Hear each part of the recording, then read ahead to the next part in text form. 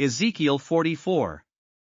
Then the man brought me back to the outer gate of the sanctuary, the one facing east, and it was shut. The Lord said to me, "This gate is to remain shut. It must not be opened, no one may enter through it.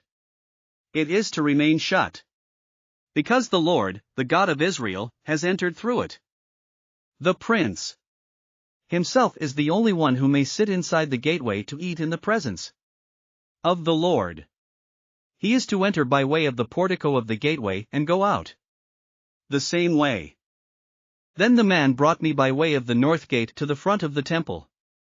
I looked and saw the glory of the Lord filling the temple of the Lord, and I fell face down. The Lord said to me, "Son of man, look carefully, listen closely and give attention to everything I tell you concerning all the regulations and instructions regarding the temple of the Lord. Give attention to the entrance to the temple and all the exits of the sanctuary. Say to rebellious Israel, this is what the sovereign Lord says, enough of your detestable practices, people of Israel. In addition to all your other detestable practices, you brought foreigners uncircumcised in heart and flesh into my sanctuary, desecrating my temple while you offered me food, fat and blood, and you broke my covenant. Instead of carrying out your duty in regard to my holy things, you put others in charge of my sanctuary.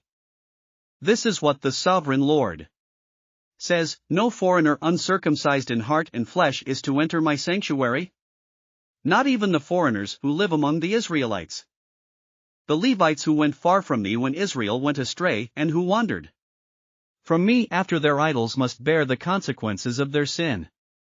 They may serve in my sanctuary, having charge of the gates of the temple and serving in it. They may slaughter the burnt offerings and sacrifices for the people and stand before the people and serve them.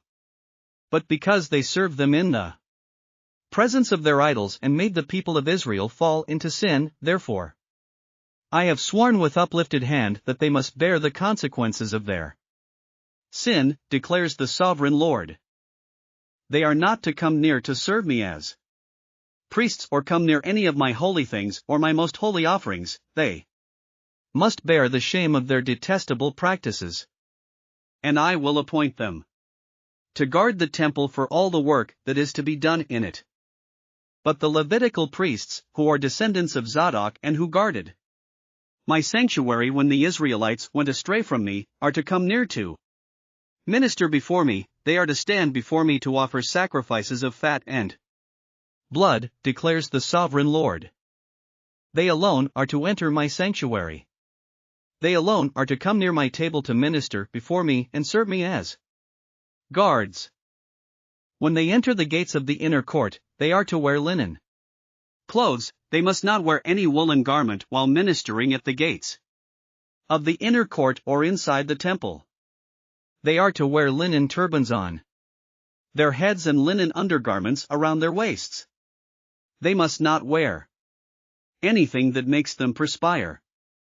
When they go out into the outer court, where the people are, they are to take off the clothes they have been ministering in and are to leave them in the sacred rooms, and put on other clothes, so that the people are not consecrated through contact with their garments. They must not shave their heads or let their hair grow long, but they are to keep the hair of their heads trimmed. No priest is to drink wine when he enters the inner court. They must not marry widows or divorced women. They may marry only virgins of Israelite descent or widows of priests. They are to teach my people the difference between the holy and the common and show them how to distinguish between the unclean and the clean. In any dispute, the priests are to serve as judges and decide it according to my ordinances. They are to keep my laws and my decrees for all my appointed festivals, and they are to keep my Sabbaths holy.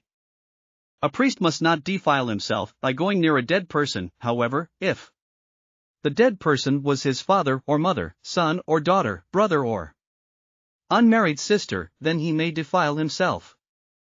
After he is cleansed, he must Wait 7 days. On the day he goes into the inner court of the sanctuary. To minister in the sanctuary, he is to offer a sin offering for himself. Declares the sovereign Lord. I am to be the only inheritance the priests have. You are to give them no possession in Israel, I will be their possession. They will eat the grain offerings, the sin offerings and the guilt offerings, and everything in Israel devoted to the Lord will belong to them. The best of all the firstfruits and of all your special gifts will belong to the priests.